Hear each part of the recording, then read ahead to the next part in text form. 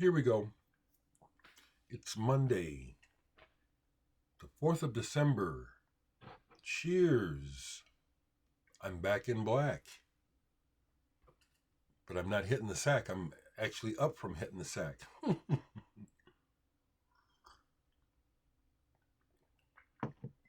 Folks, thank you very much for responding to my request to tell me why you watched the channel. Thank you for responding, As I suspected, it's a mixture of people enjoying to talk about music, but also hearing me share my thoughts about my life and about stuff in general. I appreciate hearing back from folks who let me know that, like the most recent comment on yesterday's video is from a person, Ivan D 4011. Just keep doing what you do, Dereck. Put ignorance in its place. That's exactly where I'm at. See, I'll go political today. I'm not afraid. I'm not a coward. See, Liz Cheney said it. She said, we have this dilemma and this crisis in politics in Washington because of cowards, because people are placating others for the sake of, not losing their precious funds, their money, their, very selfish, not at all about running the country or providing for the needs of the citizens. That's why we're in the situation we are politically. Cowards, it's, even now, the entire justice system is stumbling over itself to deal with this antichrist figure that we have with this horrible human who is the representative of all the racism and shitty people in America. Donald Trump, he's their poster boy. He's their blonde-haired savior of the. Okay, see, I can go on, but that's what's going on, and I'm not afraid to speak to that because their whole position is bullying and intimidation, and they have the nerve to call themselves Christians. The Christians, evangelical Christians. These people are nothing but motherfucking devils, demons from hell. And I'm not even a Christian, but I'll use that terminology. It's what I grew up with. I'm going to talk about some records in a minute. It was good to hear from another person who said, John McCrae, thank you for your support.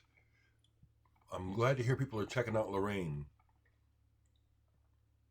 Someone shared, I thought this was good because it's what we know, suspect. When people criticize other people, it's usually about things that they secretly dislike about themselves. I've been saying this, and this is known. The person shared that they say, I realize this because unfortunately I was doing it to others. And it occurred to me that it was always about things that I was unhappy about when it came to me. So, you unpleasant and broken people who attempt to come over here and throw shade and negativity and hate and sickness, I'm calling you out every time. You are exposed. You're not clever. You're not funny. You're not hip. You're broken, and you need to work on your own self. Cheers. So let's talk about music, okay? Because I know that's the main thing you're here for. So my pockets are flat again. Thank you, folks. I'll mail these today or tomorrow. It's cold. I don't know if I want to leave the house, but keep it coming, please. As I pointed out, my videos get 1,000 views within 24 hours. More of you can buy my music. More of you can show me support. And I'm just going to be upfront and say, I need it. And you need my music. You do. my music is better than a lot of music you're buying. It is. It is. So buy the CDs. Thank you. Thank you very much. So anyway, yesterday I went to a record show. Now Omaha has a main record show twice a year, spring and fall. I don't always go to it, but that's the one I go to. There have been other pop-up record shows that happen, and I went to one recently. But this one I went to yesterday looks like this is another record show that's trying to establish itself. I think this is the third, maybe fourth one, but it's the first time that I went to it. Okay, and excuse me, glad that I did. You know, it's at a place that's not far from where I live, up in the Blackstone district here in Omaha. So with all of that, it was like there's no reason not to at least go, you know, and browse. But I could see from this one collector who I had actually mentioned about the Caboose album that he was going to have a table at this show, and I thought to myself, I should at least go check it out. He probably has something I want. And I had a good time. I'll show you what I bought. I did buy some stuff, and hopefully there's no major catastrophe because I have spent a bit of money on records this month, you know. Thankfully, Bandcamp Friday will help. Okay? Because I bought some records. And I enjoy buying records. Also enjoy the banter, the camaraderie. It was a smaller room and a smaller, not as many, sellers. There was one new guy he already knew who I was. Everyone there knew me, almost literally. There were a few people I would strike up conversation while browsing because that's fun. But generally speaking, if I started to speak or people came up next to me, hey, Dereck, everybody knows who I am, you know. I love it.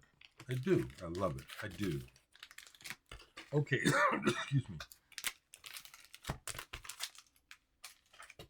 Thank you for your support, people. Thank you for being decent in my life. Okay, so what I bought from Tommy, and I'll say his name because Tommy also had a record label for a while locally and is a DJ or was. I bought two things from his table. Dereck Fisher was there, so we got to speak a little bit. And I knew that this was not high on my list of likes, but it's like, it was cheap enough, $15, and it's like, okay, you're coming home with me. I have the other early album, Blodwyn Pig, a band associated with Jethro Tull. Okay, getting to this. Mick Abrahams, who was originally in Jethro Tull, started this band. But also of note is on saxophone, Jack Lancaster, who has done a lot of prog stuff, with all kinds of people, but a lot of music in the prog world. And sure enough, this is really bluesy. Blues is fucking boring to me, people. I don't get it, you know, anymore, you know. I don't. It's like I grew up with it. I'm tired. And this is like, there's a couple of I didn't get to side two, so I'm hoping that side two is a little more progressive, because that's the other one I have. Head Rings Out. I like that album. I think this is an earlier album, so hopefully side two will be a little better. But it's like, it fits in my collection. Okay, it fits. Here's one that I got that I have passed on it many times in recent times, thinking, oh, I have that. And then I get home and I look for it, and I don't have that. Kevin Ayers, John Cale, Eno, and Nico, June 1st, 1974. And what a cherry, almost brand new for a 1974 album. It's in excellent condition. And this is one that I always like. Well, it's more for the collection because it's, you know, it's that early Eno with that singing of his, you know. Now, I like Babies on Fire. But what I think is really, what saves this album is the band, is the way that they do the arrangements of the songs on here. They do Heartbreak Hotel with John Cale, his version. It's an interesting kind of spare arrangement that the band plays. And then when Nico does the end at the end, see that the second side is all Kevin Ayers, which actually I don't like. I have Kevin Ayers in my collection due to his history with Soft Machine. His records, Joy of a Toy, is the one that I can listen to, but I don't. I don't really care for it. So the Kevin Ayers side is not what I got it for. It's the first side with the other folks. The other record I got, ooh, come on now. The other record that I got from Tommy was a, and I'll show it because my original copy that I've had, no, this is my second copy because I don't know what happened to my original. Amon Duul, Carnival in Babylon. I've had this beat up, shitty copy for years. I don't know what happened to the first version of it that I bought. Like I said, I've gone through a couple of times in my life where I was kind of out of it, dealing with religious psychosis, and I would sell everything because it was of the devil. That might have been that time. But I'll open this. This was Cut Corner promo copy. It's got the promo stamp on it. Not for sale there. But this is in very good condition. Cover, and the album is in just as good. Carnival in Babylon. Love this band. I love that the lead singer, Renat, she's not on Facebook anymore, but she was on for years, accepted my friendship, started to notice my social posts where I expressed my concern about the world, and she started to message me personally, vibing with me, I love that. Good people stand together. We could save ourselves, but we're not doing it because of money and power and shitty bad people. What else did I get? This I knew was a reissue, but the price was right. And David Axelrod is good. Now this, of his records, Heavy Axe, compared to the other ones, Song of Innocence and the other one in Earth Rot, I like this the least, but it was like, yeah, but I want to get this Heavy Axe. I'm glad I bought it. It's more R&B than jazzy. He does You're So Vain by Carly Simon on here, and Don't You Worry About a Thing by Stevie Wonder.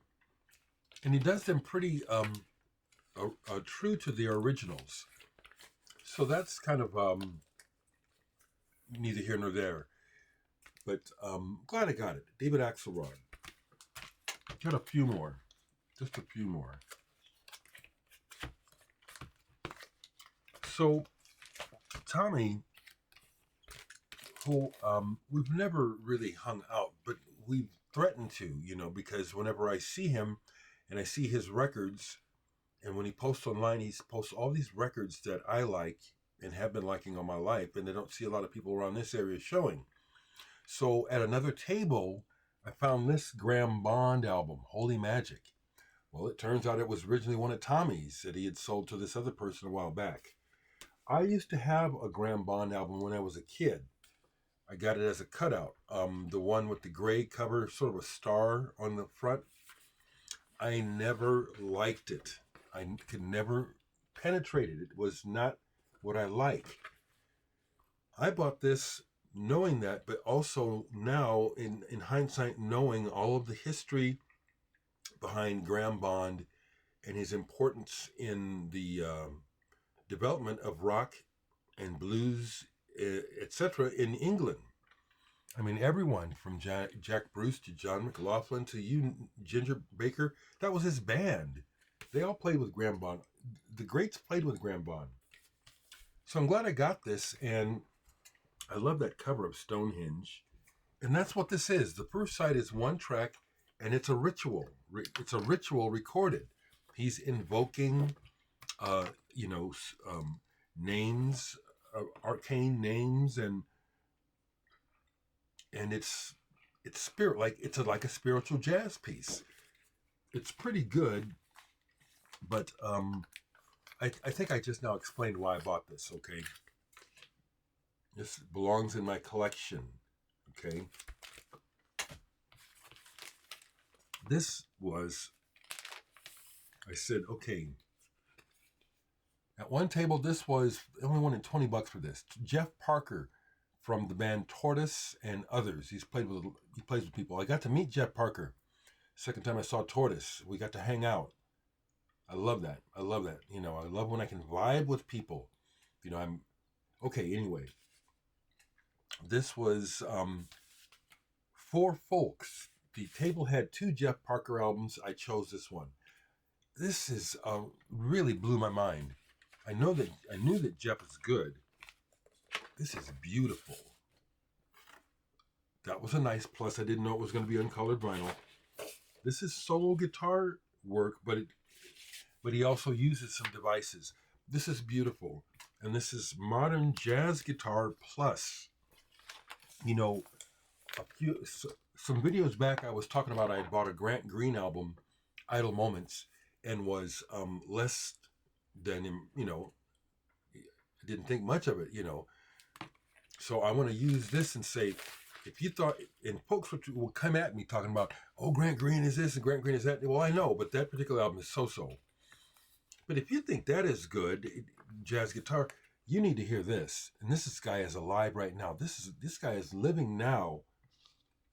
This is beautiful jazz guitar.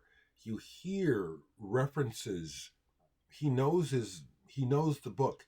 You hear references to Wes Montgomery and things he does. You hear references to things like by Kenny Burrell, even Dereck Bailey, okay? All right? I was surprised at how good this is. And it made me think to myself, yeah, I better stay home. I started thinking about going back. Let me go back and get the other one. Just stop. I'd spend enough money. This was the surprise of yesterday. This is gorgeous. Jeff Parker, For Folks. Really surprised at how good this is for a solo guitar album. Really good. Real good. 2 more. These 2 I bought from Eric, who used to work at Homer's. And we had a nice conversation because, again, I used to work at Homer's, you know, and worked for a very short time with Eric. And years ago, he quit and started his own online record selling business, and he's doing very well. This time, I found several things at his table, like that Jeff Parker. And this. This was under $20, and so I went ahead and said, I don't know what this is, but this is another one of those records from the past that I never got a chance to buy or hear. Now I get a chance. And I don't know what it's going to be, but I bought it. Fire. The name of the band is Fire. It's on the ABC Records label. This is about 1970. The cover is designed like a matchbook. There are no credits. There are no band credits on here. So, and there's none on Discogs.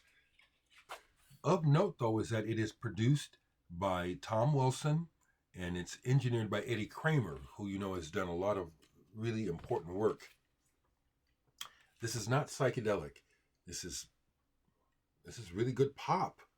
You know, it's like the first track doesn't sound like, but it's like Procol Harum. It's like these guys can play, and there's this classical stuff in there, and it's like, oh wow, who are these people? They only made 1 record. It's good. As I listened to it, I thought to myself, they probably got some regional airplay with this record, but they never hit nationally. Fire. So I'm glad I bought it. See, this is the sort of thing that I have fun with about the past. When I can dive into the past like that without spending too much money, I still want to do it. And here is one that I was glad to get. It was only $5, and Eric told me, I'm just letting you know, Dereck, the record is beat. But I said, well, I figured as much, with the price, you only want $5 for this. But I used to have this album, and Like, once again, I don't know why I don't have it anymore, but it's a unique album. It's pretty cool. The Cake girl group. Production on this is like Phil Spector. I remember seeing them on either Ed Sullivan or Hollywood Palace as a kid. And I took note because it was these white girls who had that kind of soulful thing like Ronnie Spector. I don't know what Ronnie Spector's ethnicity is. I talk about these things. Don't get bugged if it bugs you. But it's of interest to me. They had this swaggy, like, it's like, who are they? And they come on. I remember this. They were that good that I still remember it now from childhood. It's like, who are these girls? They're coming up like, yeah, we're badass. And they were pretty good. And this is good. It is a Phil Spector type of pop thing. Big pop. Yeah, the record is, as you see, rough. Look at that. That's rough. Only $5, but a good copy of this can go easily for $70 plus. And like I said, I used to own the record. Don't know what happened to it. So I was very happy to get that. Very happy to get that. And that's that. I'll tell you what, folks. I saw a lot of posts on Facebook yesterday about Lorraine. And I'm glad. If I help that woman sell one record, I'm happy. This is, and I bring up racism again. I know that there's people who see that brown skin and won't even give it the time of day. But this is what they're looking for. This is what they want to hear. I've heard that from several people on Facebook. It's like, holy shit, that's just one. The person said, this is amazing. I said, yeah, I told you. And that's what they said. Oh, but you knew. I said, yes, I did. And I'm telling you, I have fun with that. Okay, let me stop. We're at the 22-minute mark. People, have a good day. Stay decent. Stay decent. And stay in touch with me. Okay? Family, you know where I'm at with y'all. Love you. Love you.